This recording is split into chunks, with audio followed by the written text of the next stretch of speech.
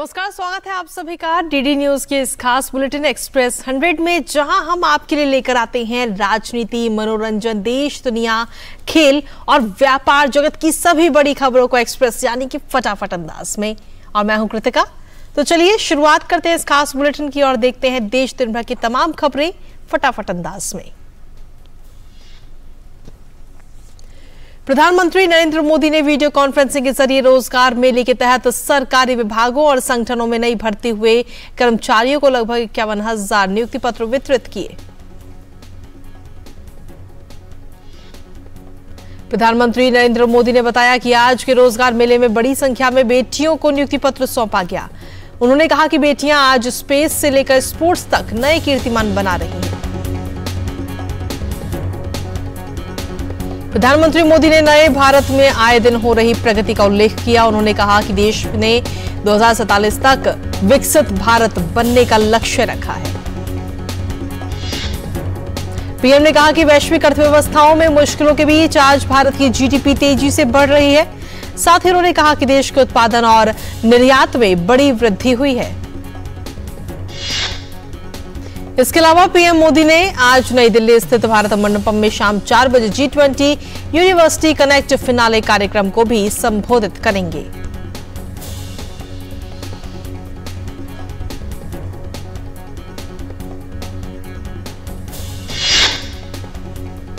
G20 भागीदारी आंदोलन में देश भर के विभिन्न स्कूलों, उच्च शिक्षा संस्थानों और कौशल विकास संस्थानों से रिकॉर्ड 5 करोड़ से भी ज्यादा युवाओं ने हिस्सा लिया।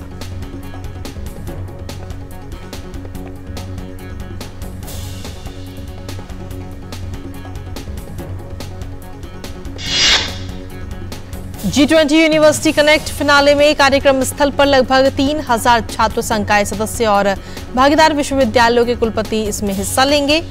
देश भर से छात्र भी इस कार्यक्रम से लाइव जुड़ेंगे। प्रधानमंत्री नरेंद्र मोदी आज से 2 दिवसीय गुजरात दौरे पर रहेंगे। प्रधानमंत्री वाइब्रेंट गुजरात ग्लोबल समिट में 20 वर्ष पूरे होने के उपलक्ष्य में आयोजित एक कार्यक्रम में हिस्सा लेंगे। प्रधानमंत्री छोटा उदेपुर के बोजेली में 5,200 करोड़ रुपए से ज्यादा की परियोजनाओं का लोकार्पण और शिलान्यास करेंगे। प्रधानमंत्री गुजरात के स्कूलों में निर्मित हजारों नई कक्षाएं, स्मार्ट कक्षाएं, कंप्यूटर लैब, STEM प्रयोगशालाएं और अन्य बुनियादी अवसंरचनाएं राष्ट्र को समर्पित करेंगे। इस मिशन के तहत गुजरात के स्कूलों में हजारों कक्षाओं में सुधार और उन्नयन के लिए आधारशिला भी रखेंगे। प्रधानमंत्री विद्या समीक्षा केंद्र 2.0 परियोजना की आधारशिला भी रखेंगे। ये परियोजना विद्या समीक्षा केंद्र की सफलता को देखकर तैयार की जाएगी, जिसने गुजरात में स्कूलों की निरंतर निगरानी और छात्रों के सीखने के परिणामों में सुधार को सुनिश्चित किया है। रक्षा मंत्री राजनाथ सिंह ने नई दिल्ली में 35 देशों की सेनाओं के प्रमुखों और प्रतिनिधियों के 3 दिवसीय सम्मेलन को संबोधित किया। राजनाथ सिंह ने कहा कि पीएम मोदी ने इंडो पैसिफिक के लिए 5S का मंत्र दिया, जिसमें आपसी सम्मान, संवाद, सहयोग, शांति और समृद्धि शामिल है। भारतीय सेनाध्यक्ष जनरल मनोज पांडे ने सम्मेलन में कहा कि हाल ही के सालों में इंडो पैसिफिक निर्माण में जियो स्ट्रेटेजिक में अपना एक केंद्रीय स्थान बनाया है। अमेरिकी सेना के chief of staff general Randy George ने कहा कि आज के वैश्विक माहौल में सच्चे सहयोगियों और मित्रों का होना बेहद आवश्यक है। इंडो पैसिफिक सेनाओं के प्रमुखों के इस सम्मेलन में 18 इंडो पैसिफिक देशों के प्रमुख और इंडो पैसिफिक क्षेत्र के 12 देशों के प्रतिनिधि मंडल के प्रमुख हिस्सा ले रहे हैं। इस कार्यक्रम का मुख्य विषय शांति के लिए एक साथ हिंद प्रशांत क्षेत्र में शांति और स्थिरता बनाए रखना है।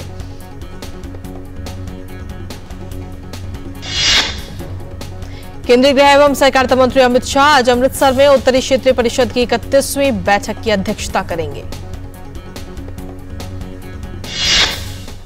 उत्तरी क्षेत्रीय परिषद में पंजाब, हरियाणा, राजस्थान और हिमाचल प्रदेश राज्य तथा केंद्र शासित प्रदेश दिल्ली, जम्मू कश्मीर, लद्दाख और चंडीगढ़ शामिल हैं। विदेश मंत्री डॉक्टर एस जयशंकर ने न्यूयॉर्क में संयुक्त अरब अमीरात के विदेश मंत्री शेख अब्दुल्ला बिन जायद अल नहयान से मुलाकात की। इस दौरान दोनों देशों ने विभिन्न मुद्दों पर चर्चा की। विदेश मंत्री डॉक्टर एस जयशंकर ने संयुक्त राष्ट्र मुख्यालय में संयुक्त राष्ट्र महासचिव एंटोनियो गुटेरेस से मुलाकात की।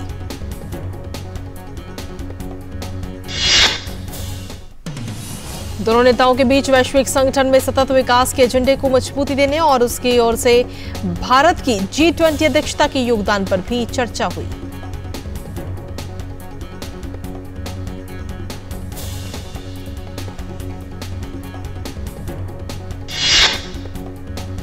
मध्य प्रदेश विधानसभा चुनाव को लेकर बीजेपी ने उम्मीदवारों की दूसरी लिस्ट जारी की है। इसमें 39 सीटों के लिए प्रत्याशियों के नामों का ऐलान किया गया है। बीजेपी ने इस लिस्ट में 3 केंद्रीय मंत्रियों को टिकट दिया है। इनमें मुरैना की देमनी सीट से नरेंद्र सिंह तोमर, नरसिंहपुर से प्रहलाद पटेल और निवास से फग्गन सिंह कुलस्ते को प्रत्याशी बनाया गया है। बीजेपी महासचिव कैलाश विजयवर्गीय को इंदौर विधानसभा क्रमांक 1 से टिकट दिया गया है। छिंदवाड़ा से विवेक बंटी साहू को चुनावी मैदान में उतारा गया है।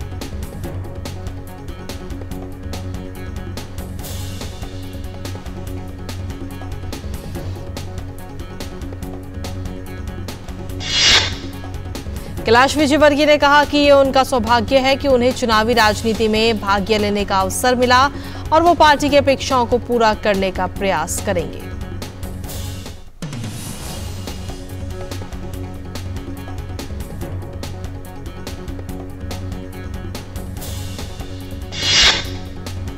भाजपा समर्थकों ने इंदौर में पार्टी नेता कैलाश विजयवर्गीय को आगामी विधानसभा चुनाव के लिए इंदौर 1 निर्वाचन क्षेत्रों से टिकट दिए जाने के बाद उनके आवास के बाहर जश्न भी मनाया।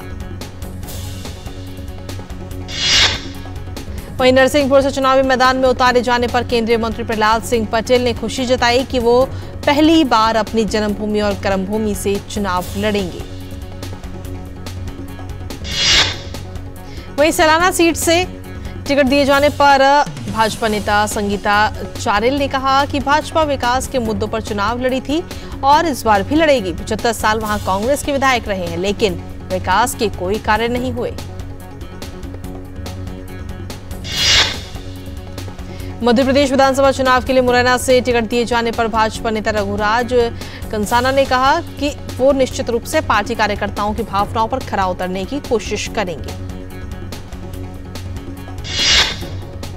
टिकट मिलने पर भाजपा नेता दुर्गालाल विजय ने कहा कि वो पूरी कोशिश करेंगे कि श्योपुर से भाजपा की जीत हो। भाजपा की जीत होने पर क्षेत्र में तेजी से विकास होगा। भारतीय सेना और जम्मू कश्मीर पुलिस ने संयुक्त अभियान के दौरान जम्मू कश्मीर के बडगाम के बीरवाह में 4 संदिग्ध व्यक्तियों को पकड़ा। इनके पास से 3 पिस्तौल एवं अन्य युद्ध सामग्री बरामद की गई।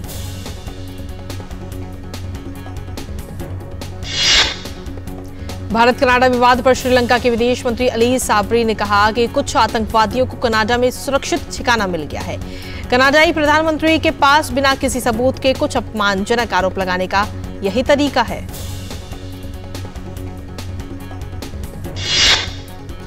श्रीलंका के विदेश मंत्री ने कहा कि ऐसी ही बात उन्होंने श्रीलंका के लिए भी की। ये कहना है श्रीलंका में नरसंहार हुआ था, एक भयानक सरासर झूठ था। सभी जानते हैं कि हमारे देश में कोई नरसंहार नहीं हुआ।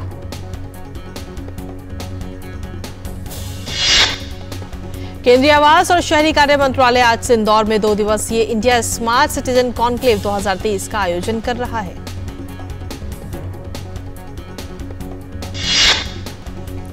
इस आंदोलन में उन सभी 100 स्मार्ट शहरों की भागीदारी देखी जाएगी जो शहरी नवाचार में सबसे आगे रहकर शहर के विकास की प्रक्रिया में एक प्रतिमान परिवर्तन का नेतृत्व कर रही हैं।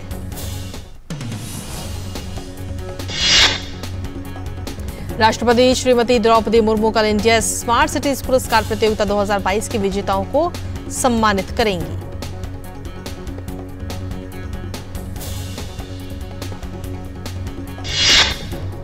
पेयजल और स्वच्छता विभाग ने देश भर में कंप्रेस्ड बायोगैस और बायोगैस संयंत्रों के पंजीकरण को सुव्यवस्थित करने के लिए गोवर्धन के लिए एक एकीकृत पंजीकरण पोर्टल की शुरुआत की।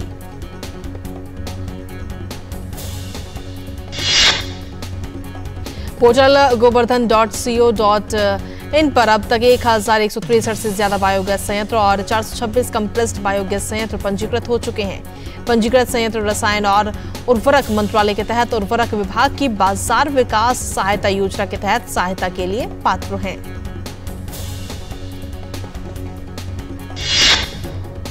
उत्तराखंड में पिरान कलियर के 755वें वार्षिक उर्स के लिए 107 पाकिस्तानी जायरीन हरिद्वार के रुड़की पहुंचे। जायरीन की सुरक्षा के लिए पुख्ता इंतजाम किए गए।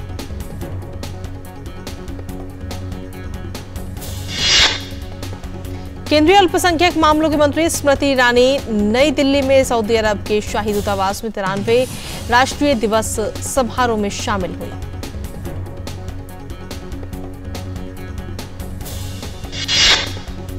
स्मृति ईरानी ने कहा कि प्रधानमंत्री मोदी और सऊदी अरब के क्राउन प्रिंस के निर्देशन में रणनीतिक साझेदारी परिषद से द्विपक्षीय सहयोग, राजनीतिक आदि क्षेत्रों में संबंधों को आगे बढ़ाने का काम किया है।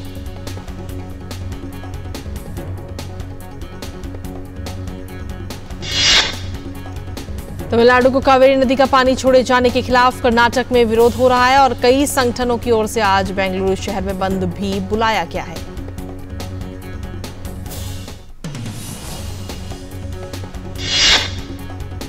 शहर में कानून व्यवस्था और शांतिपूर्ण बंद के मद्देनजर आधी रात से ही धारा 144 लगा दी गई। स्कूल कॉलेजों में आज छुट्टी है और बेंगलुरु विश्वविद्यालय ने अपनी सारी परीक्षाएं स्थगित कर दी हैं। कर्नाटक में कावेरी जल मुद्दे को लेकर किसान संगठन के सदस्यों ने बेंगलुरु के फ्रीडम पार्क में विरोध प्रदर्शन किया।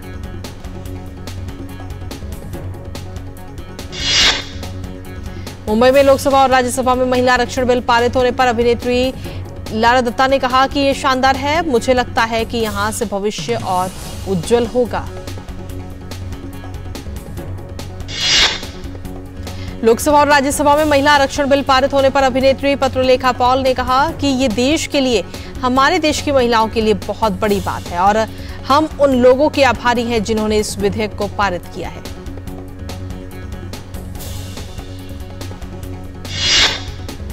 पश्चिम बंगाल में डेंगू का कहर बढ़ता जा रहा है। अभी तक डेंगू के 40,000 से ज्यादा मामले सामने आ चुके हैं। पश्चिम बंगाल में डेंगू से 35 लोगों की मौत की भी जानकारी है। हालांकि मौत के स्पष्ट आंकड़े फिलहाल जारी नहीं किए गए।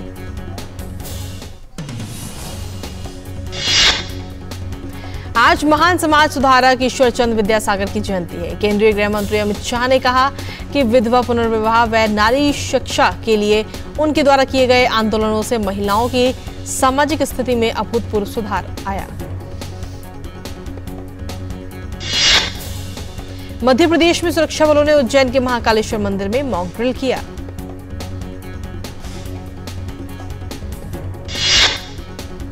सप्ताह के दूसरे कारोबारी दिन भारतीय शेयर बाजार मामूली बढ़त के साथ खुले। सेंसेक्स 20 अंक की बढ़त के साथ 66,000 के स्तर पर खुला, तो वहीं निफ्टी 8 अंक की बढ़त के साथ 19,682 के स्तर पर खुला।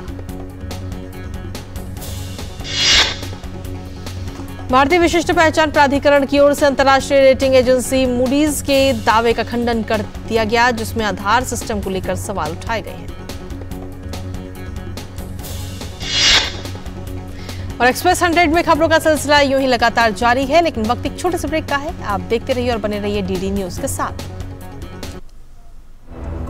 चाची, कल्याण भव, सुखी भव और सबसे जरूरी आशीर्वाद आयुष्मान भव। वो तो मोदी सरकार सबको दे रही है। देश के धनी आदमी जिस प्रकार से आरोग्य की सेवा प्राप्त कर सकते हैं, अब मेरे देश के गरीब को भी वही सेवाएं उपलब्ध होनी चाहिए। शुरू हो रहा है आयुष्मान भव अभियान 17 सितंबर से। आयुष्मान आपके द्वार का तीसरा चरण। मोबाइल से ही बन जाएगा आयुष्मान कार्ड। आयुष्मान मेला आयोजन, जहां कई बीमारियों की होगी मुफ्त जांच और इलाज। अंगदान शपथ पंजीकरण, जिससे हमारे बाद भी किसी और को मिले जीवन। रक्तदान शिविर और आयुष्मान सभा का आयोजन। इन सुविधाओं का लाभ उठाने नजदीकी आयुष्मान हेल्थ और वेलनेस सेंटर पर जाएं। अब होगा जन जन आयुष्मान। बहुत हार्ड वर्क करते हो, मेरी तरह स्मार्ट वर्क करो। क्यों? लॉटरी लगी है? लॉटरी समझो, शेयर मार्केट की एक मस्त स्कीम में इन्वेस्ट कर रहा हूँ, गारंटीड हाई रिटर्न्स आएंगे। आपके गारंटीड हाई रिटर्न्स कोई करण अर्जुन नहीं है जो जरूर आएंगे? मतलब? बाबा, शेयर मार्केट में जोखिम होता है, कोई भी गारंटीड हाई रिटर्न्स का वादा नहीं कर सकता, ये गैर कानूनी है। अच्छा? हाँ। सोच कर समझ कर इन्वेस्ट कर। और ब्रेक के बाद एक बार फिर से स्वागत है आप सभी का। खबरों में आगे बढ़ते हुए, भारतीय विशिष्ट पहचान प्राधिकरण ने कहा कि आधार दुनिया की सबसे विश्वसनीय डिजिटल आईडी है। ग्लोबल रेटिंग एजेंसी S&P ने चालू वित्त वर्ष के लिए भारत की वृद्धि दर के अनुमान को 6% पर बरकरार रखा है। साथ ही S&P ने 2024-25 और 2025-26 में भारतीय अर्थव्यवस्था 6.9% की दर से बढ़ने का अनुमान लगाया है। दाल की बढ़ती कीमतों के मद्देनजर केंद्र सरकार ने अरहर और उड़द दाल की स्टॉक सीमा की अवधि को 30 अक्टूबर 2023 से बढ़ाकर 31 दिसंबर 2023 कर दिया है। नोटिफिकेशन के मुताबिक होलसेलर्स के लिए स्टॉक रखने की लिमिट को 200 टन से घटाकर 50 टन किया गया। अगस्त महीने में डीमैट अकाउंट की संख्या सालाना आधार पर 26% से बढ़कर 12.7 करोड़ हो गई है। इस बढ़त की मुख्य वजह शेयर बाजारों में आकर्षक रिटर्न और डीमैट अकाउंट खोलने की सुगम और सरल प्रक्रिया है।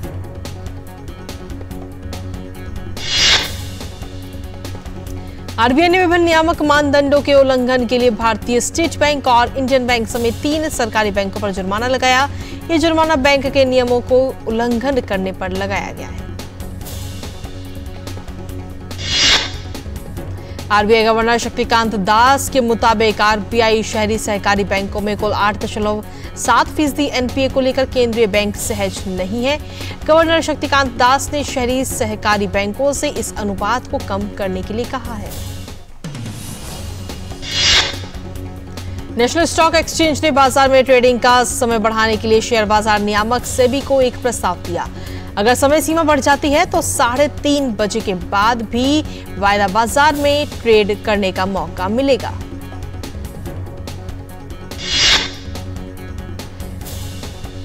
नागोर्नो काराबाख में एक गैस भंडारण डिपो में अचानक ब्लास्ट हो जाने से लगभग 200 से ज्यादा लोग घायल हो गए। चीन के विदेश मंत्री ने कहा कि चीन वैसे किसी भी सैन्य सहयोग गठबंधन का विरोध करता है जिससे अन्य देश की सुरक्षा और संप्रभुता प्रभावित होती है। देश में संगठित अपराध के बढ़ते मामलों के बाद मेक्सिको की सरकार ने देश के दक्षिणी भाग में नेशनल गार्ड, सेना और पुलिस सहित 1500 से ज्यादा सुरक्षा बलों की तैनाती कर दी है। दक्षिण कोरिया में चीन और जापान के राजनयिकों के साथ एक त्रिपक्षीय बैठक का आयोजन किया गया, जिसका उद्देश्य अमेरिका और चीन के सहयोगी देशों के बीच बढ़ रहे कड़वाहट को दूर करना है। दूसरे व्हाइट हाउस शिखर सम्मेलन के दौरान प्रशांत द्वीप के नेताओं से अमेरिकी राष्ट्रपति जो बाइडेन की मुलाकात। प्रशांत महासागर क्षेत्र में चीन के बढ़ते प्रभाव से निपटने पर हुई चर्चा। सम्मेलन के दौरान अमेरिका ने प्रशांत द्वीप क्षेत्र के 2 देश आइलैंड्स और नियू को राजनयिक मान्यता देने की घोषणा की। अफ्रीकी देश नाइजर में हुए तख्तापलट के बाद फ्रांस द्वारा अपने 1500 सैनिकों को वापस बुलाने का फैसले पर फ्रांस के विदेश विभाग के सचिव ने कहा कि इस फैसले से नाइजर में अमेरिकी रुख में कोई बदलाव नहीं आएगा। नाइजर की सैन्य सरकार से बीच खींचतान के बीच फ्रांस ने नाइजीरिया के अपदस्थ राष्ट्रपति मोहम्मद बजोम को अपने समर्थन का ऐलान किया है। नाइजर में हुई तख्तापलट के बाद लोकतांत्रिक ढंग से चुने गए राष्ट्रपति मोहम्मद बजोम को हिरासत में लिया गया था। इसके बाद से नाइजर सरकार और फ्रांस के बीच खींचतान जारी है। नाइजर में तख्तापलट के बाद साल के अंत तक अपने 1500 सैनिकों को वापस बुलाने का फैसला फ्रांस के लिए आतंकवाद विरोधी अभियानों और क्षेत्र में उसके प्रभाव के लिए एक बड़ा झटका है। इजरायली विदेश मंत्री ने कहा कि जल्द ही अमेरिका इजरायली नागरिकों के लिए एक फ्री वीजा कार्यक्रम की घोषणा करेगा। फ्री वीजा योजना पर मोहर लगते ही इजरायली नागरिक नवंबर से अमेरिका में वीजा फ्री यात्रा कर पाएंगे। भारतीय विदेश मंत्री सुब्रमण्यम जयशंकर आज संयुक्त राष्ट्र महासभा में अपना जेनेरा डिबेट भाषण देंगे। कोसोवो के प्रिस्टिना में असामाजिक तत्वों के साथ मुठभेड़ में मारे गए एक पुलिस अधिकारी के अंतिम संस्कार में सैकड़ों लोगों ने श्रद्धांजलि दी। दूसरे विश्व युद्ध के दौरान नाजी सेना की ओर से लड़ने वाला सेना के एक जवान को कनाडाई संसद में सम्मान देने पर हुए विवाद के बाद सदन के अध्यक्ष ने लोगों से माफी मांगी है।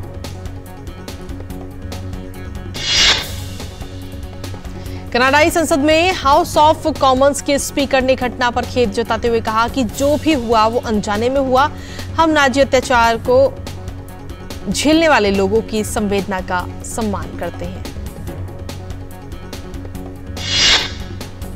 दरअसल यूक्रेनी राष्ट्रपति जेलेंस्की ने कनाडाई संसद में अभिभाषण के दौरान संसद की गैलरी में मौजूद एक व्यक्ति को वहां मौजूद सदस्यों ने सम्मान दिया था। बाद में इस व्यक्ति की पहचान पूर्व नाजी सैनिक के रूप में हुई। अमेरिकी राष्ट्रपति जो बाइडेन ने कहा कि यदि अमेरिकी कांग्रेस 30 सितंबर के बाद संघीय सरकार के लिए धन उपलब्ध नहीं कराती है तो इससे अश्वेत समुदाय को काफी नुकसान होगा। अमेरिकी कृषि सचिव ने आशंका जताई है कि लगभग 7 मिलियन कम आय वाली महिलाओं और बच्चों को जिंदगी सरकारी शटडाउन से प्रभावित होगी। ग्वाटेमाला में भारी बारिश के कारण एक नदी का किनारा टूट जाने से कम 6 लोगों की मौत हो गई और 13 अन्य लोग लापता हो गए। ग्वाटेमाला की राष्ट्रीय आपदा न्यूनीकरण समन्वयक विभाग के अनुसार कुछ दिन पहले ही ग्वाटेमाला में आई भीषण बाढ़ में 29 से ज्यादा लोगों ने अपनी जान गंवा दी। रूस ने यूक्रेन में अपने सैन्य अभियान को आगे बढ़ाते हुए सोमवार को कई मिसाइल दागे। रूस के इस मिसाइल हमले में यूक्रेन के कई अनाज भंडारण भी केंद्र जो है वो तबाह हो गए। एशियन गेम्स में भारत के खाते में एक और मेडल जुड़ गया है। इस बार नेहा ठाकुर ने महिला डिंगी नौकायन स्पर्धा में सिल्वर मेडल जीतने में सफलता पाई। 17 वर्षीय नाविक नेहा ठाकुर ने लड़कियों की डिंगी ILCA-4 स्पर्धा में 11 रेसों में कुल 27 अंकों के साथ सिल्वर पर कब्जा जमाया। 19वें एशियाई खेलों में भारतीय पुरुष हॉकी टीम ने अपनी शानदार फॉर्म को जारी रखा है। आज खेले गए मुकाबले में भारत ने सिंगापुर को 16-1 से हराने में सफलता पाई।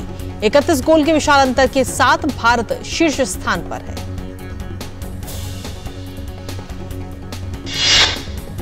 तलवारबाजी में क्वार्टर फाइनल मैच में भवानी देवी को हार का सामना करना पड़ा है। भारत की भवानी देवी को महिलाओं की सेबर व्यक्तिगत स्पर्धा के क्वार्टर फाइनल में चीन के शाओ याकी के खिलाफ 7-15 से हार का सामना करना पड़ा।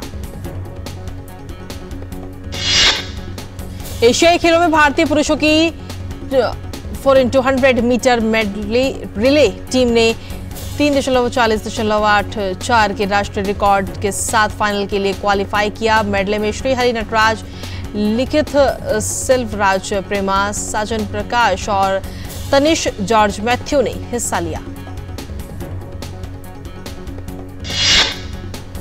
अनाहत सिंह, जोशना चिनप्पा और तन्वी खन्ना की स्क्वैश टीम ने भारत को पाकिस्तान के खिलाफ 3-0 से जीत दिलाई। जूडो में तुलिका मान कांस्य पदक मुकाबले में पहुंच गई हैं और यहां जीत हासिल कर वो कांस्य पदक अपने नाम कर सकती हैं। जूडो खिलाड़ी अवतार सिंह ने वाजा अली द्वारा थाईलैंड के किट्टीपोंग हेट्राटिन को हराकर क्वार्टर फाइनल में प्रवेश किया। भारत की रोशिबिना नाओरेम देवी ने वुशु के सेमीफाइनल में अपनी जगह बना ली है। रोशिबिना नाओरेम देवी ने 19वें एशियन गेम्स में एक पदक भी पक्का कर लिया है।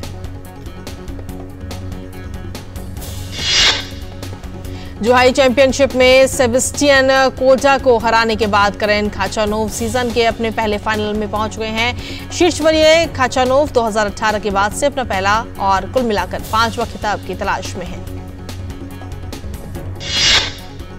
दुनिया के 15वें नंबर के खिलाड़ी खाचानोव फाइनल में योशिहितो निशिओका में खेलेंगे, जिन्होंने जापानी स्टार ने असलान करात्सेव को हराया। शीर्ष वरीयता प्राप्त अलेक्जेंडर ज्वेरेव ने ग्रिगोर दिमित्रोव को हराकर चेंगतू ओपन की फाइनल में प्रवेश किया। टीम वर्ल्ड ने वैंकूवर में लगातार दूसरे वर्ष लेवर कप जीतने के लिए टीम यूरोप को 13-2 से हराया। अमेरिकी बेन शेल्टन और फ्रांसिस टियाफो ने युगल में पोलैंड के ह्यूबर्ट हरकास और रूस के एंड्री रूबलेव को हराकर जीत हासिल की। स्पेन की मिडफील्डर इताना बोनमती का कहना है कि विश्व कप जीतने के बाद कई हफ्तों के विवाद के बाद स्पेन की महिला टीम अब फुटबॉल पर ध्यान केंद्रित करने में सक्षम है। लगभग 6 दशक तक दर्शकों के दिलों पर राज करने वाले अभिनेता फिल्मकार अभिनेता देवानंद का आज जन्मदिन है। उनके जन्मदिन पर मुंबई के सिनेमा हॉल में उनकी फिल्मों का प्रदर्शन जारी है। बॉलीवुड अभिनेत्री तमन्ना भाटिया की फिल्म बबली बाउंसर के प्रदर्शन के 1 साल पूरा होने पर तमन्ना ने अपने इंस्टाग्राम पर फिल्म के सीन शेयर किए। फिल्म मेकर सूरज बड़जात्या ने हाल ही में कंफर्म किया है कि वो जल्द ही सलमान खान के साथ एक और फिल्म में काम करने वाले हैं। शहनाज गिल इन दिनों अपनी upcoming film thank you for coming के प्रमोशन में व्यस्त हैं। और बॉलीवुड अभिनेत्री सोनाक्षी सिन्हा और गायक यो-यो हनी सिंह ने अपने सोशल मीडिया पर काला स्टार का एक टीजर आउट किया।